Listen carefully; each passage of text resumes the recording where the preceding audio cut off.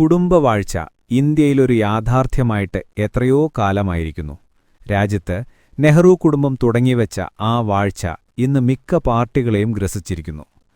കർണാടകത്തിലേക്കൊന്ന് എത്തിനോക്കാം. മുൻ പ്രധാനമന്ത്രി എച്ച്.ഡി. ദേവഗൌഡ കുടുംബവാഴ്ചയ്ക്ക് പുതുചരിത്രം രചിച്ചിരിക്കുകയാണ്. ദേവഗൌഡ വീണ്ടും ജെ.ഡി.യു അധ്യക്ഷനായിരിക്കുന്നു. ദേശീയ പ്രസിഡന്റായ അദ്ദേഹം കർണാടക സംസ്ഥാന പ്രസിഡന്റ് ആക്കിയിരിക്കുന്നത് സ്വന്തം മകനെയാണ്. കേന്ദ്രമന്ത്രി കൂടിയായ എച്ച്.ഡി. കുമാരസ്വാമിയെയാണ്. കുറേക്കാലം കർണാടക മുഖ്യമന്ത്രിയായിരുന്ന കുമാരസ്വാമി ആ സ്ഥാനത്തെത്തുന്നതിൽ അതിശയമൊന്നുമില്ല. ആ പാർട്ടിയിൽ വേറെ ആളില്ലാത്തതുകൊണ്ടൊന്നുമല്ലല്ലോ. ബംഗളൂരുവിൽ കഴിഞ്ഞ ദിവസം ചേർന്ന പാർട്ടി ദേശീയസമിതി യോഗത്തിലാണ് അച്ഛനെയും മകനെയും ഒരുമിച്ച് വാഴിച്ചത്.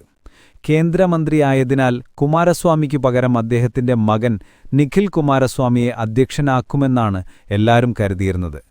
നെഹ്റു കുടുംബവാഴ്ചയെ നിരന്തരം എതിർത്തുകൊണ്ടിരിക്കുന്ന ബി.ജെ.പിയെ പേടിച്ചായിരിച്ചില്ലല്ലോ മകനെയാക്കാതെ അച്ഛൻ തന്നെ ആ സ്ഥാനമേറ്റെടുത്തത്. എൻ.ഡി.എ ഘടകകക്ഷിയാണല്ലോ ജെ.ഡി.യു. പാർട്ടിയിൽ കുടുംബാധിപത്യമുണ്ടെന്ന ആരോപണമുയർന്നിട്ടും അതൊന്നും ആ കുടുംബം വകവയ്ക്കുന്നതേയില്ല. എന്തിനു വകവയ്ക്കണം? നോക്കൂ, ദേവഗൌഡയുടെ മറ്റൊരു മകനായ എച്ച്.ഡി. രേവണ്ണ പാർട്ടിയുടെ ഉന്നതാധികാര സമിതി അംഗമായി ഇപ്പോഴും തുടരുന്നു. മുൻ മന്ത്രിയാണ് രേവണ്ണ.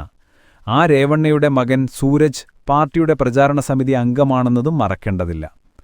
രേവണ്ണയുടെ മറ്റൊരു മകനും മുൻ എം.പിയുമായ പ്രജ്വൽ രേവണ്ണ ആളു ചില്ലറക്കാരനല്ല, ആള് ജയിലിലാണ്. ഒരു ബലാത്സംഗ കേസിൽ ശിക്ഷിക്കപ്പെട്ടാണ് അകത്ത് കിടക്കുന്നത്. കേസിനെ തുടർന്ന് പാർട്ടിയിൽ നിന്ന് പുറത്താക്കിയിട്ടുണ്ട്. അത്രയും നന്നായി. എന്നാൽ കുടുംബത്തിൽ നിന്ന് പുറത്താക്കാൻ പറ്റില്ലല്ലോ. ജയിലിൽ നിന്ന് പുറത്തുവരുമ്പോൾ പാർട്ടി വാതിൽ തുറന്നുകൊടുക്കുമെന്ന് ഉറപ്പാണ്. ദേവഗൌഡ കുടുംബത്തിൽ വേറെയും കൊച്ചുമക്കൾ വളർന്നുവരുന്നുണ്ട്. അതിനാൽ പാർട്ടിക്ക് പേടിക്കാനൊന്നുമില്ല.